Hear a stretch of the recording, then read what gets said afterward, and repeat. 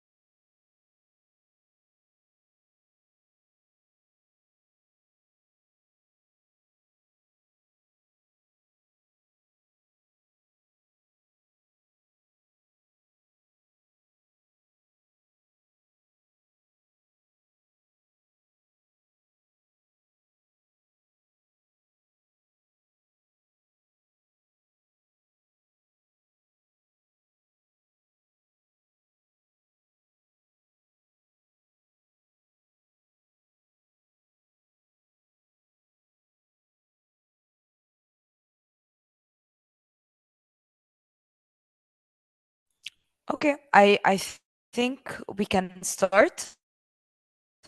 Dr. Rulo? Yes, thank you. Thank you, Ivona. You can hear me? Yes. Thank you, Ivona. And it's an honor to welcome you all participants this afternoon. In fact, as some of you know that we are the Agri-Food Knowledge and Innovation Community, the Agri-Food KICs. And within the project launched 2 years ago, we are trying to combine with this KIC the key innovation players from academia, industrialists, government representative, and the BSOs. And all this for fostering innovation, collaboration, and growth in the Lebanon agri-food sector.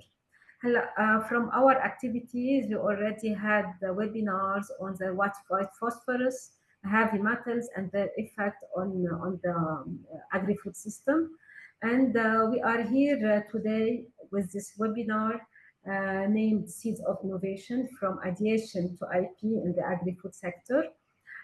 In fact, and we were thinking and we brainstormed to this topic, and based on all the stakeholder or the KICS members, we end up, okay, you cannot hear me?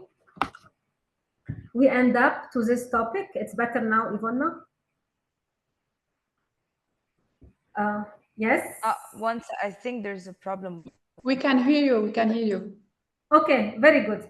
So after the brainstorming from the KICS member, we end up with this title, and it's an honor to welcome with us Dr. Nancy Saliba, PhD in Sustainability Waste Management, and Dr. Saliba is the director at the Asia Center for Innovation and Entrepreneurship at at the University of Holy Spirit Catholic, and Dr. Marc Zeidan, PhD in Food Biotechnology, well-known co-founder of Elmir Brewing Company, and as well executive director of Lebanon Agri-Food Innovation Cluster.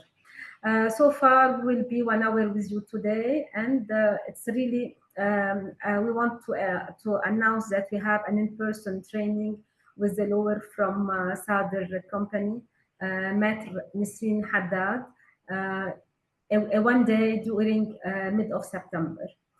So far, we are looking forward to hear from you, our experts, and Nancy and Mark, and the floor is yours. Thank you. Thank you, Rula. It's great to be here with all of you today. I can see Anthony Asher is with us, my boss. So hopefully I will make it up to his expectation as well with everyone's expectation. I'm happy to see faces, people I know, and hopefully I'm not the expert in agri-food. What I will be mainly covering is the design thinking part.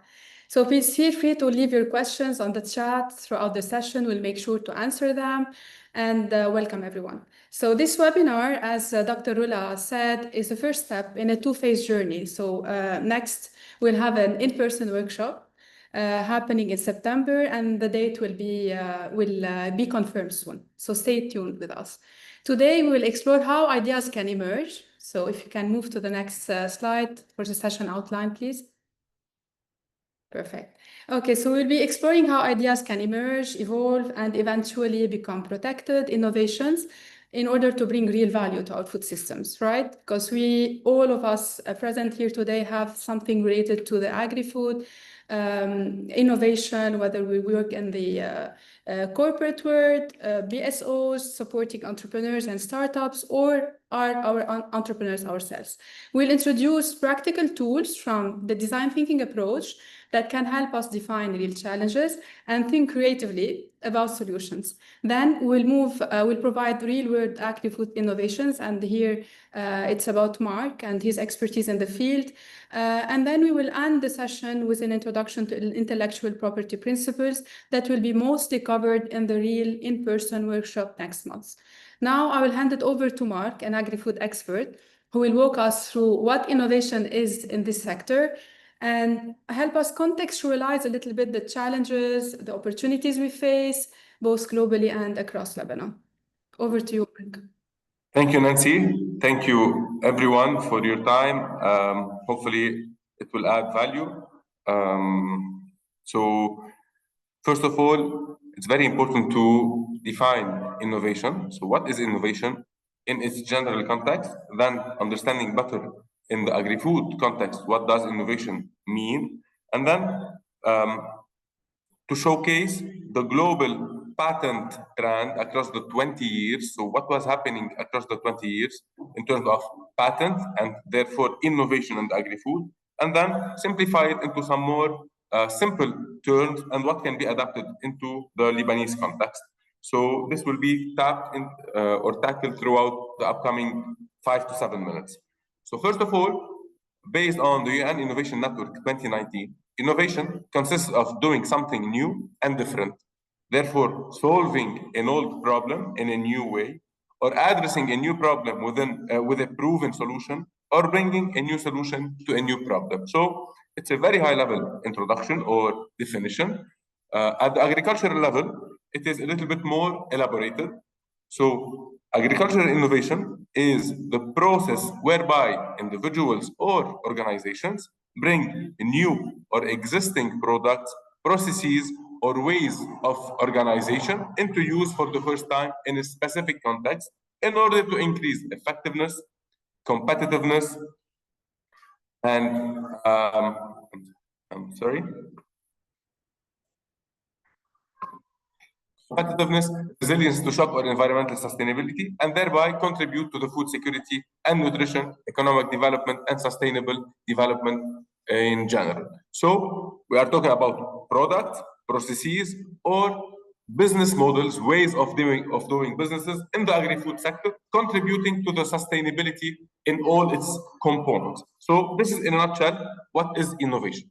So let's dig more, next slide please, into the patents seen across the last 20 years. So this is the recent reference related to the World Intellectual Property Organization, the Agri-Food Patent Landscape Report from the 2004 until the 2024. So the last 20-year development and advancement in the sector of patents, therefore innovation.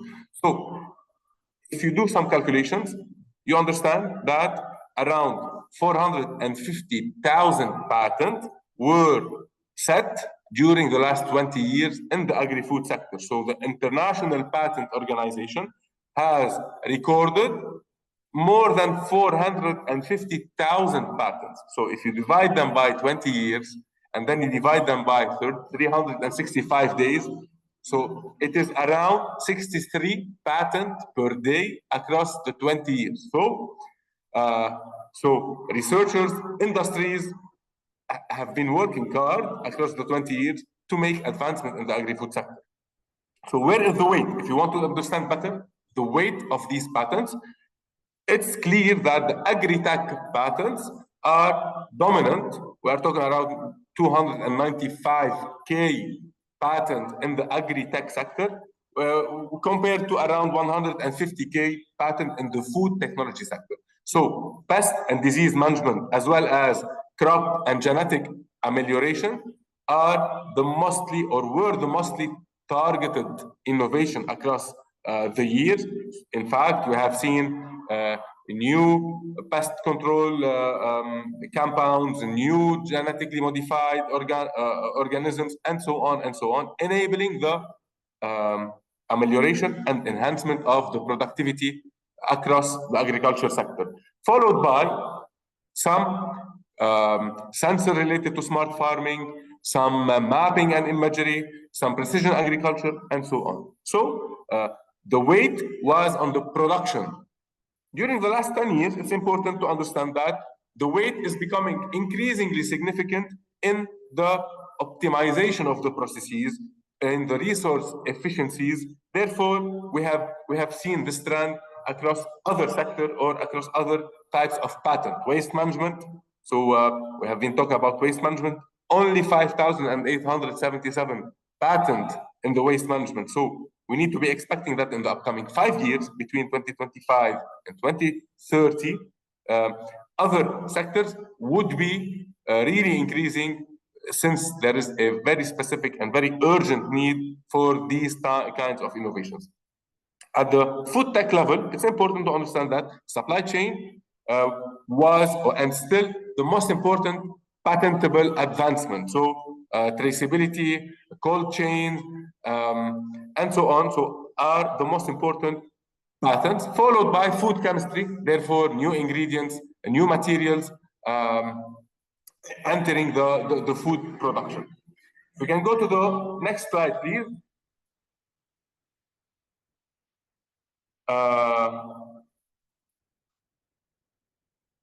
Apologies, but it seems that this slide is not really well set.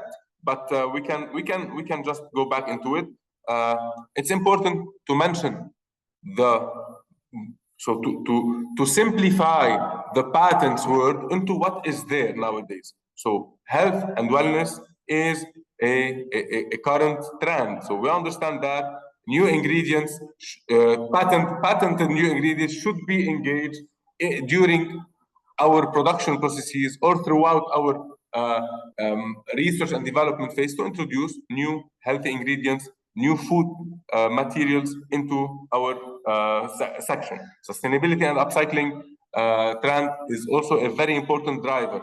Alternative proteins such as plant-based proteins, fungi-based proteins, algal-based proteins, biotechnology-related proteins are very important.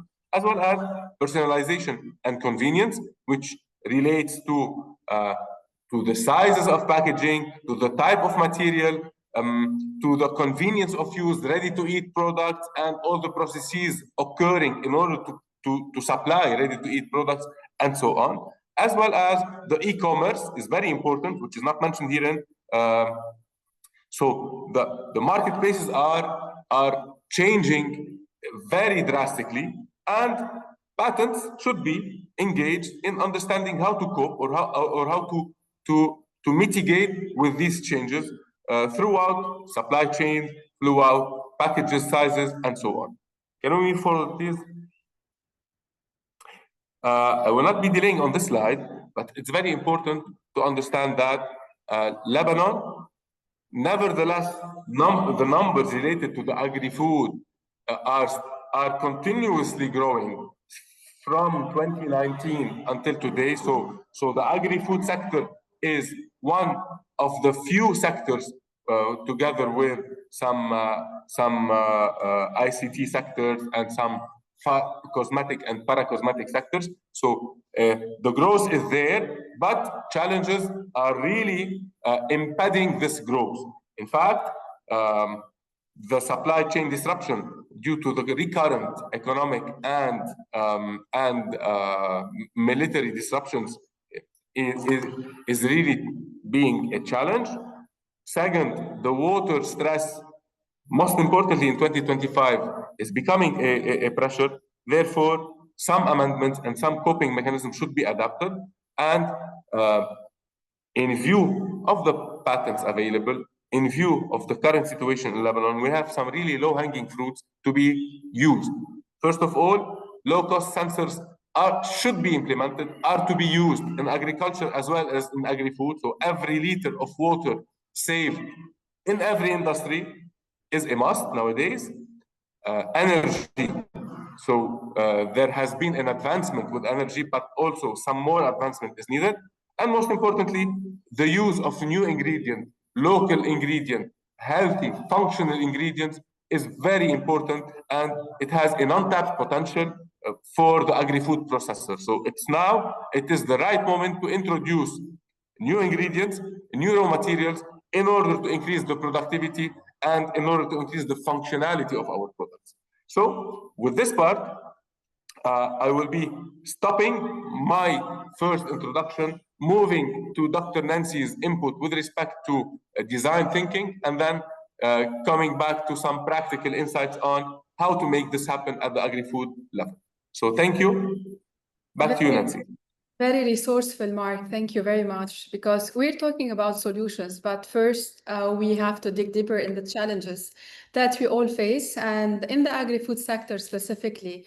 I would like before going into introducing design thinking and this approach, asking you a few questions. So you will have, I think, a poll. Okay, so you see in front of you two questions. The first one, don't overthink. So try to respond automatically. Prompt answers here. We need to hear from you. When facing a complex challenge in your work, what do you do first? So take a moment to think about it. Respond to this question. And then in the meantime, for example, I invite you, without, again, overthinking, do you tend to jump into solutions? Do you seek out others? Or perhaps rely on your instincts, intuition, talk to others, go and talk to users? Please, I would like to hear from you. Is anyone able to write in this? Do you see it in front of you? Berry Tech team, can you help me? Can you see? Okay, we don't see answers, by the way.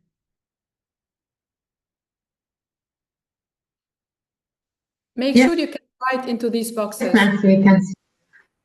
Sorry, Nancy, I'm not able to type in the box, okay? I think many are not able to type because we cannot see answers.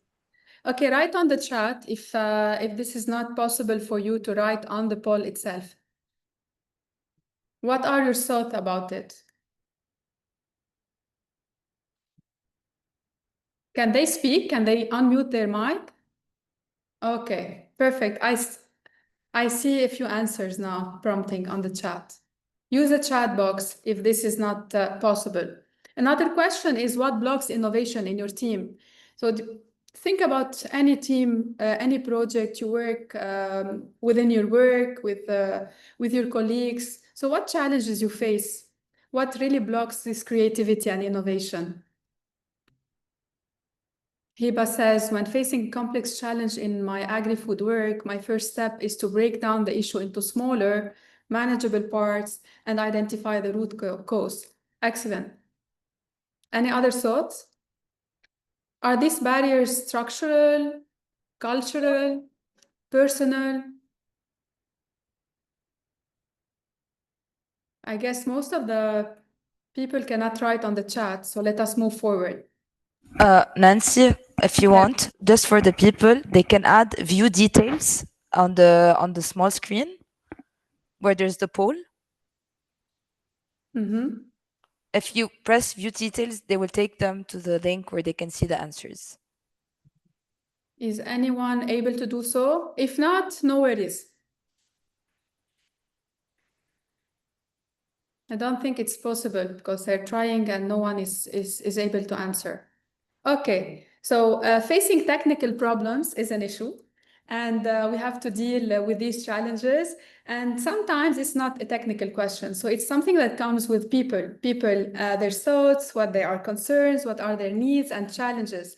And given this situation that you're facing right now, we move right away to the introduction to the design thinking as an approach that goes straight away to the user to understand what are these challenges that they are facing. And because we are dealing with complex and interconnected challenges all the time, whether in the food or if we are farmers, if we are users, if we are food processors, or startups trying to disrupt, trying to find something new, to discover these latent needs of customers, to see what really is not going well, to go and dig deeper in the problem, but understand from a user perspective what's going on. This is design thinking. So it's an approach that is very practical, it is structured, and it is based on different phases that are not linear, but interactive. So iterative. We need to understand what's going on, then try to come out with solutions, ideas, prompt ideas, and then test these assumptions and ideas using many tools that we'll be identifying a few of them today, but in the workshop, it will be more hands-on and we'll be working on it together. Can we go to the next slide, please? Perfect. So it starts with this, what we see in front of us. Do people desire? Do they want? What do people need? Like actually answering this question instead of building a product and then bringing it to the market, testing it with customers. We go to the customers first, determining their needs, and then creating something to meet those needs of these customers, potential users, potential buyers, those who are going to pay the price of the product that we're putting in the market. Then comes the feasibility. Can it be done from an organizational? Is it technically feasible or it's not feasible? So feasibility is also an element that comes with the cost associated with the product that we're putting in the market, that we're trying to conceive. And is it viable? So viability, are we going to generate money? So is it going to be profitable? We look at the revenue streams and the different areas in order to generate. But first come desirability. Is this something people want and need or not? So that's why it's a human-centered approach. We go back to the customer, understand their fears, their needs, and everything that they feel about, they say about, they express, and how to do it is to go through these different steps. Can we go next, please? It consists of 4 or 5 phases, so depending really how we want to take it. But to make it simple, it's about like understanding, starting with empathizing with customers, listening to them, understanding what's going on, what are these fears, challenges that they are facing, the market is facing, in order to see what we can do in order to solve these their challenges. So first of all, it is made of different phases.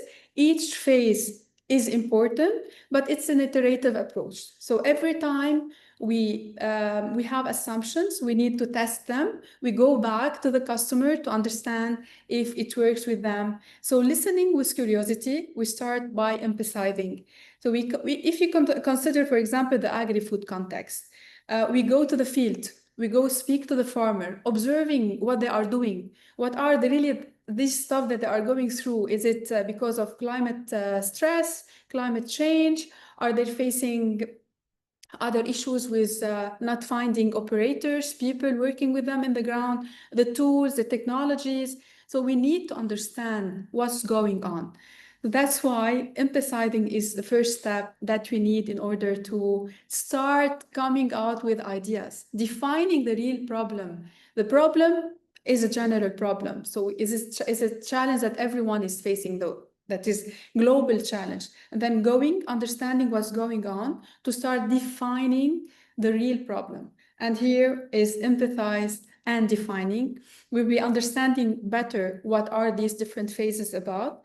And then we start ideating, like trying to come out with possibilities, possible answers to their questions, to prompt up, to come up with ideas, to go, to think beyond normal ways of how we think. And there are different tools. We are going to test one of these tools today. Can use brainstorming, Scamper, or 5 Whys, etc., etc. Then we go to the prototyping. Prototype, we all know that prototype is something that we can see, we can test, we can give feedback, provide feedback about it. So in agri-food, prototype could be a technology, a tool, a sensor that we're bringing, something that simulates packaging, for example, or a real package for a physical product. So it's something that we can do, even role playing, in order to tell the story of a customer journey in a marketplace. And then going to the last phase, which is testing, it's learning by doing. What does it mean? So is this prototype look like prototype, work like prototype? Is this something that really works on the problem, solves the problem of the customers or not? In order to understand quickly, but we try to be quick to understand these different phases, let us start by looking at the first phase, which is empathize. Please, next slide. Okay, and here I will give you an example. It's a small video that we will be looking into it. It's not related to agri-food, but for me, it's very important to understand how we can really feel with the customers, with the users, with people facing this problem. And this video is about Embrace, a low-cost infant warmer, an incubator that is used for babies in rural communities, where in these areas that are stressed, that no access to electricity or to healthcare. So please, if you can go next, go to this 3-minute video. Thank you. The sound, please. Can you play the sound?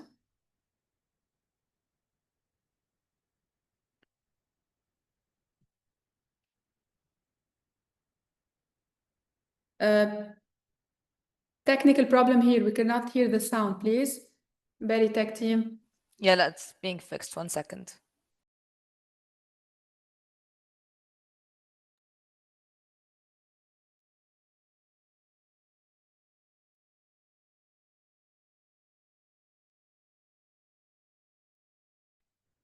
Unshare the presentation, and then when you share, you click on the share with video with the sound.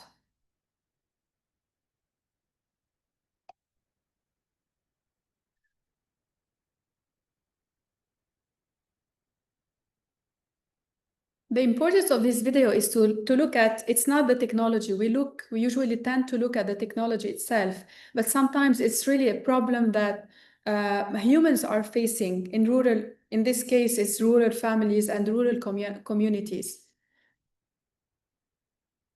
Okay, should I pause?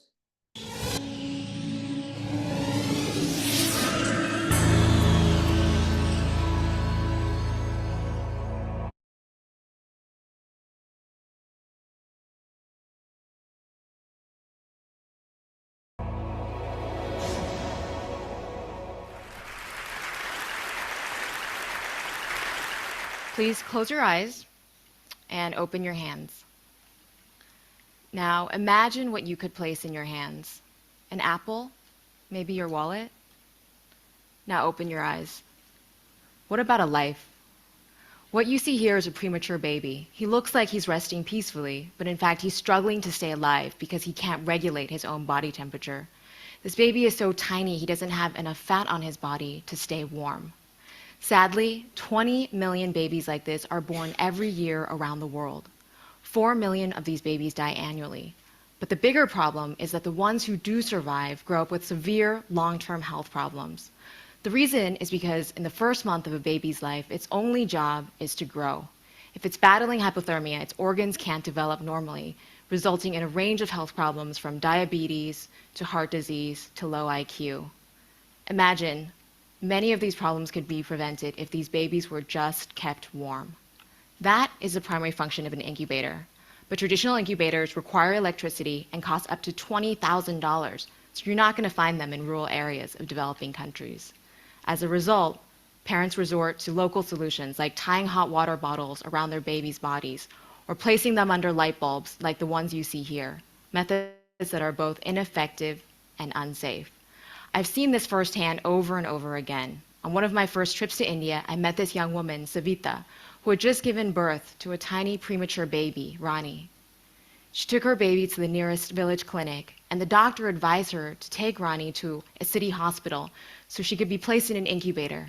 But that hospital was over 4 hours away, and Savita didn't have the means to get there. So her baby died. Inspired by this story and dozens of other similar stories like this, my team and I realized what was needed was a local solution, something that could work without electricity, that was simple enough for a mother or a midwife to use, given that the majority of births still take place in the home.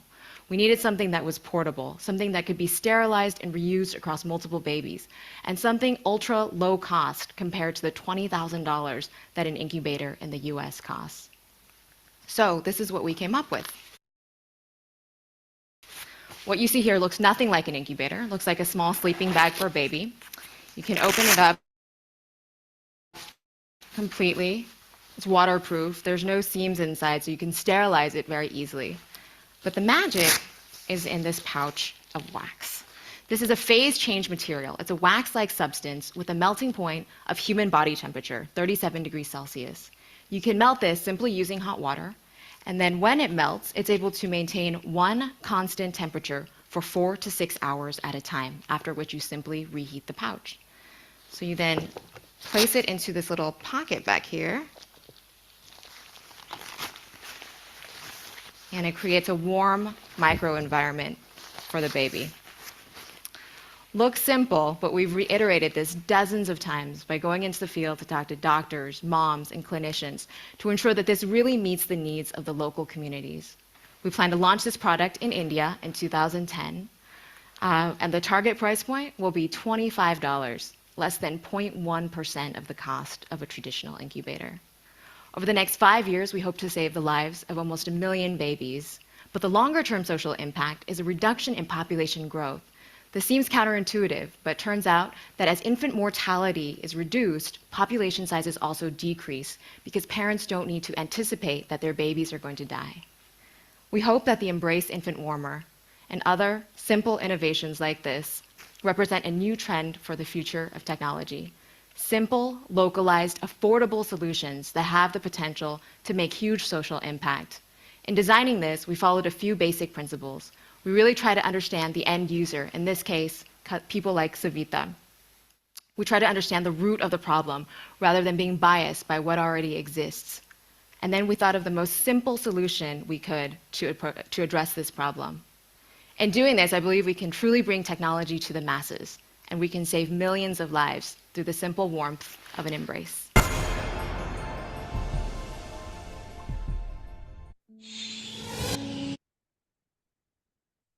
Well, thank you. Nothing to say, but I would like to highlight an example.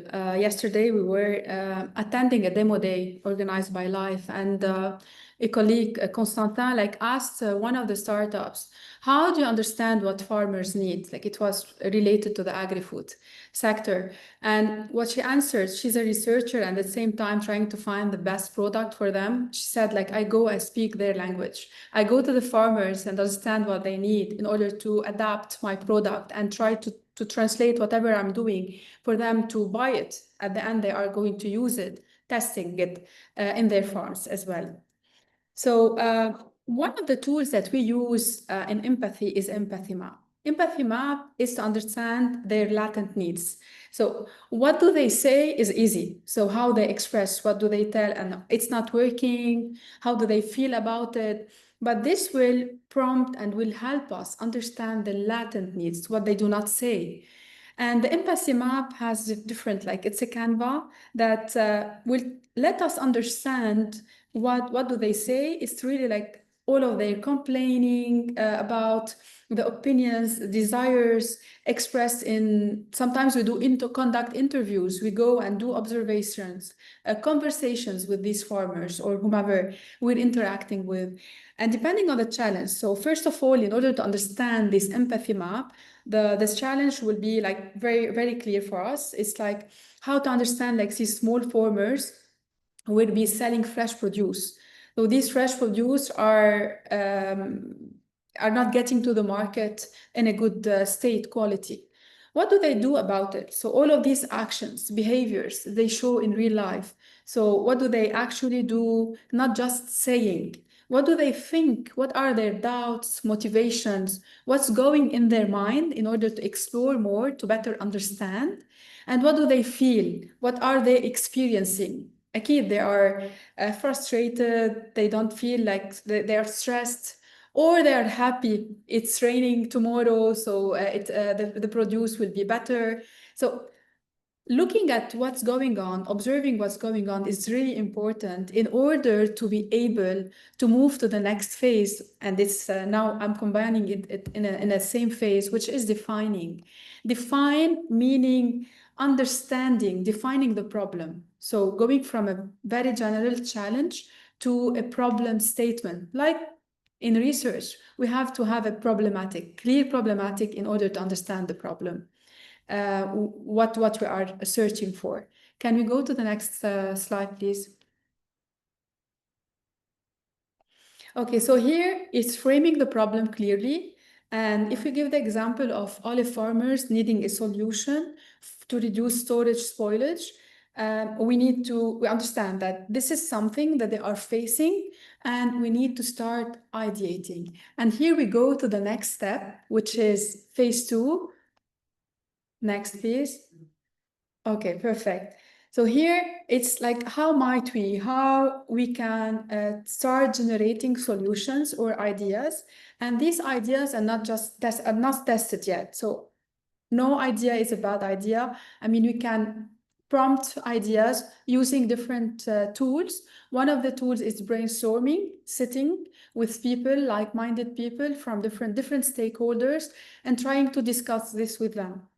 And another tool that we will be using today is the 5 whys. Very simple, is having the challenge and asking question. Every time we are answering to this question, we will ask the same question, like another question that comes out from this answer. This is why we call it 5 whys, in order to dig deeper and to understand what is this, why this is happening. And we can go more deeply in the problem itself. Can we go next? I see time running, so that's why not going into the details. So the 5 whys, if we have a problem, tomatoes spoil before reaching the market. So the question is, why tomatoes spoil before reaching the market? Because many are damaged during transportation. This could be one of the answers. And then we ask the same question. Why are they damaged during transportation?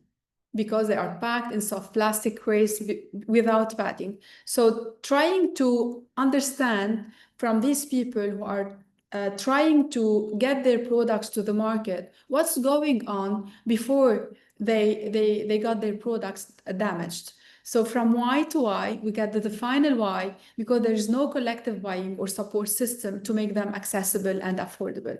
And here we can start prompting ideas, understanding what can be done in order to solve this problem. The last phases, we won't go into the details, again, because one of the sessions during this workshop will be dedicated to prototyping.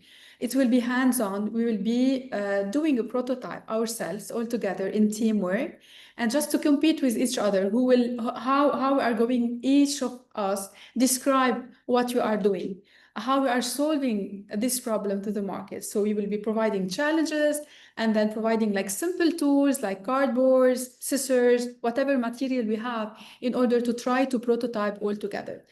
That's why it's called prototyping. So prototype, it can be a sketch, a mock-up, even if it's not a physical product. It can be something that is a digital product, that solution that we're trying to do. So for startups, prototyping refers to the process of creating, let us say, an early model or a version of a product that we can show it to customers in order to test it. Maybe test the material, the functionality, the features, the design, the colors, etc., etc. In order to explore the ideas, validate these assumptions, gather feedback to get a better product. And we move from look-like product to a feel-like product, work-like product, and do all of these other stuff that you can do as engineers. The last phase is testing. So whenever we prototype, we go back to the customers and we test with them. We show it to them to see if it works, if they like it, and we learn. We learn from the feedback that we get in order to tweak it a little bit, to make it better, look better, and to go to the production and then make it real at the end of the day. So that's why it's very important to go. If we're dealing with farmers, consumers, or suppliers for agri-food, we will be testing with them the idea that we will be prompting. Does this idea solve really the real need that they are facing? Is it easy to use or implement? What, for example, unintended challenges might it create if we have new technologies prompting while we were still testing it? We have to adapt. We have to be agile and try to start working on something that can work, that is feasible, that is desirable, and that might work. Now maybe we have to move to going back to you, Marc. We'll try to make it as fast as possible, just to leave the floor for questions at the end. Thank you. Thank you, Nancy. Now I'll be bringing food to the table. So how some of the concepts or content that Dr. Nancy has mentioned and elaborated on can be reflected at the agri-food level. So in fact, there is an important question that should be asked by every agri-food producer, agri-food business on why we need to go into new food product development. So it's important to understand that every food product or agri-food product has a life cycle. So whether it is food or non-food product. So every product has a life cycle from the preparation and introductory phase, going through the exponential growth in terms of market visibility and consumer acquisition, and reaching a stable growth whenever it reaches its market share, potential market or targeted market share. And then this stability is broken by competitors or by changes of market trends and so on. So every product has a life cycle. Therefore, every agri-food producer should forecast the duration of this life of this product. So I'm introducing a product for 2 years, for the upcoming 2 years, 3 years, 4 years. I want to reach this amount of volume, this amount of sales.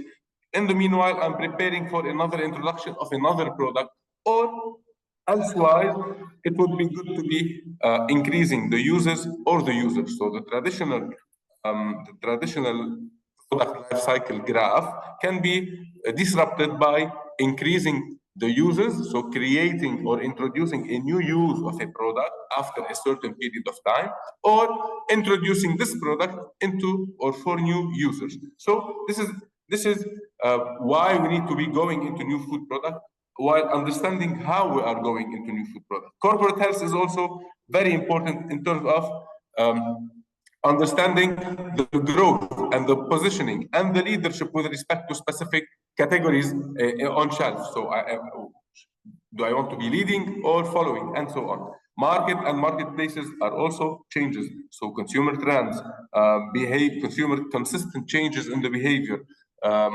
The marketplace, so whether is it an e-commerce or a retail space or some corner shop, and so on and so on. So we need to be adapting our proposition and our value proposition to the consumers and to the market. Technological pressures relate to ingredients, raw materials, technologies, equipment, and so on, which are consistently changing. So the way we produce a cheese product today is different than the way we used to produce it 20 years ago. So technologies has changed, and so on. Last, legislative changes. We know that governments are continuously reviewing their legislative components. So food safety is changing. Trade agreement with specific suppliers and clients are changing. So and so on and so on. So we need to be coping with all these changes throughout new food product development. If we move forward to understand who is in charge of new food product development. So thank you. In fact, research and development department are pivotal for agri-food businesses. Lebanon lacks really this department. In fact, 10 years ago, research and development efforts were embedded in quality and quality assurance or food safety. Nowadays, some leading agri-food companies in Lebanon are allocating specific research and development department, which is not enough at all. A department does not mean a success. Governance should be embedded.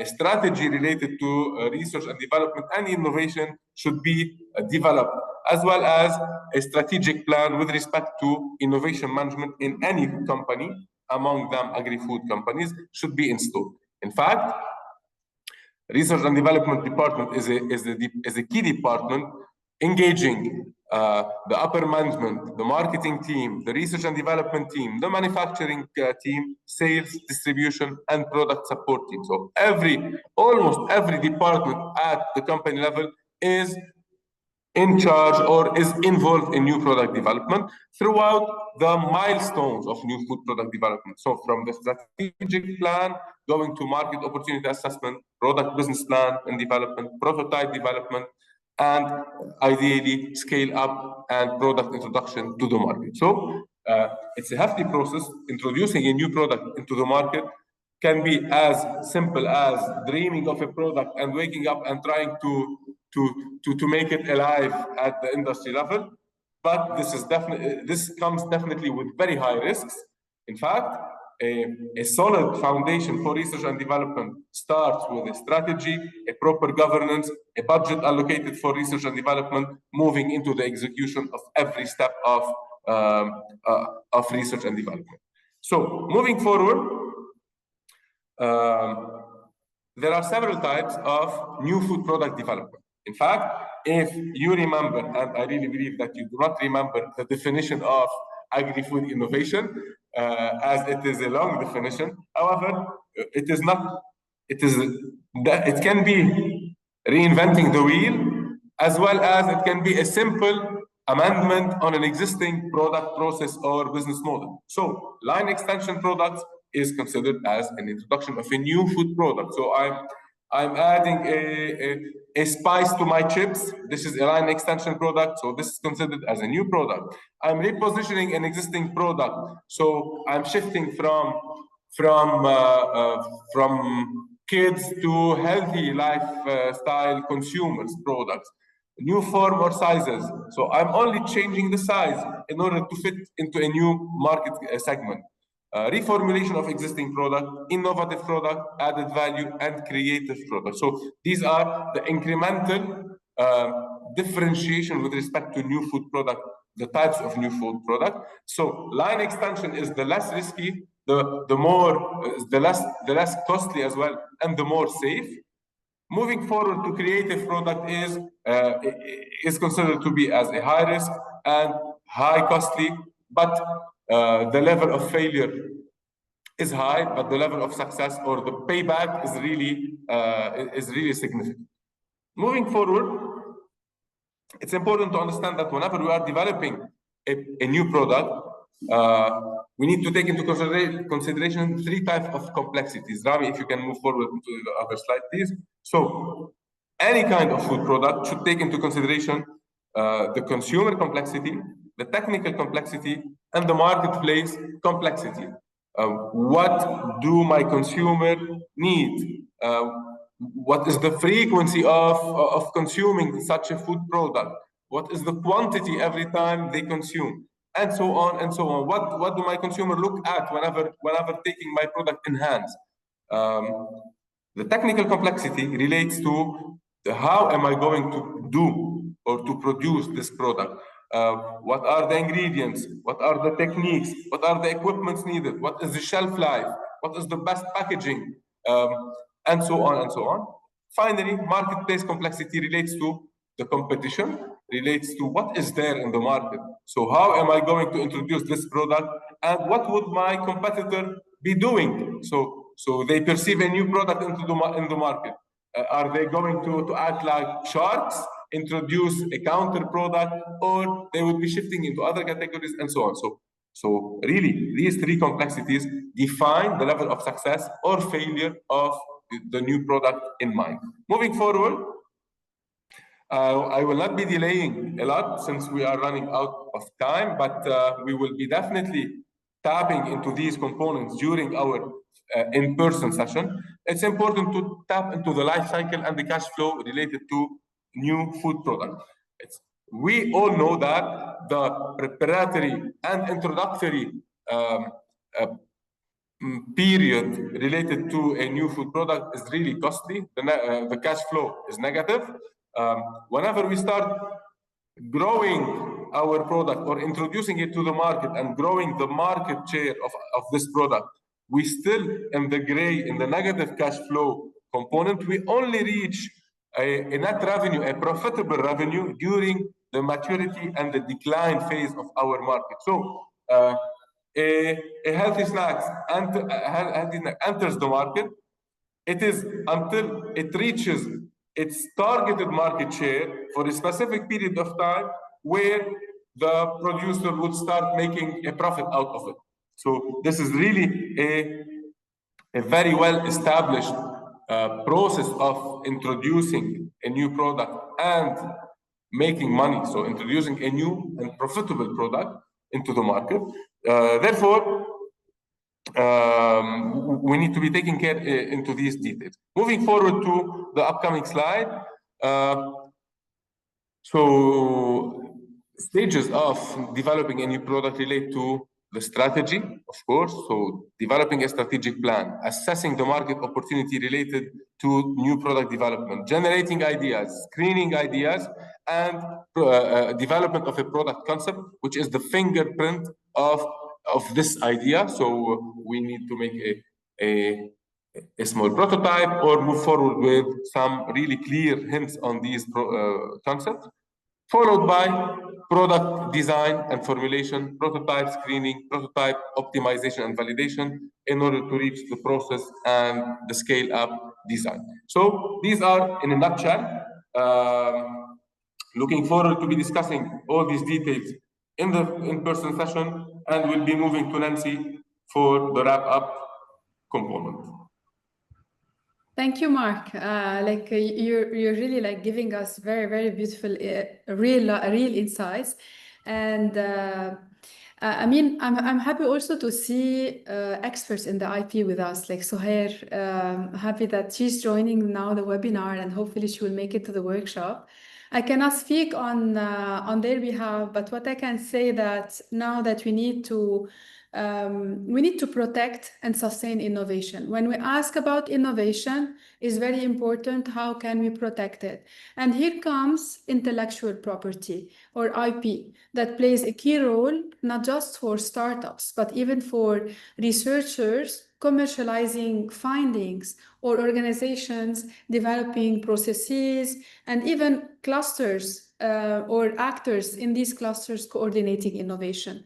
So what does intellectual property rights does? So it's these are rights given to the persons or to these companies, to those who are creating these, in order to give it an exclusive right. So here we discuss about patents, how to protect this invention, if it is an invention that we're bringing, whether it is a patent for a design patent, or other utility patent, or trademarks. We need to protect our brand names, our logos, our symbols, or copyright if we're talking about anything that is digital. So we have to create our work, whether it is a creative, and this is very, very important. Why does it matter in agri-food? Because now we're thinking about agri-food technologies, how we can bring it easier, scale it to larger markets, not just talking about challenges that we are facing locally, but on a global scale. And here we need to protect them. We need to build brands that everyone can trust, and then scale to global markets. And that's it for today, but a big component during the workshop will be dedicated to IP principles and IP in general, specifically for agri-food innovation and all startups that are working in this field. Can we move to the last slide? So in the next, in this workshop, the date will be specified later. Follow up on we'll be sharing via email to all those who are attending today's session, and even to the public to come to this, join this in-person workshop to apply everything that we've discussed today and even more, to dig deeper. We will be mainly focusing on prototyping, focusing on the IP strategy, and then getting feedback, recapping, and networking all together. Any questions you have? I mean that we can still give 5 minutes for questions. Can people interact on the chat? Yes, Nancy. Everybody can ask questions. Yes, thank you, Nancy and Marc, for this comprehensive presentation. And thank you for respecting the time. It's 4, Thank you. Thank you, Sohair, and everyone. No questions? Very good. So looking forward to see you in September. The workshop will be for free. It's a free of charge workshop. And in person, yes. To interact better, right? All of these technical problems that we are facing online, we want. So it will be more human. Exactly. We will make sure to follow up with everybody via email for those who attended today, to send you the details of the upcoming workshop. And for those who are interested, we'll just communicate via email. Okay, I think if no more questions from the audience, I think we can wrap up and see you in September. Okay. Also, we will be posting the video online. Ivana, we cannot hear you would like to rewatch properly. the webinar. Thank you, everyone. Thank you. Thank you. Bye-bye.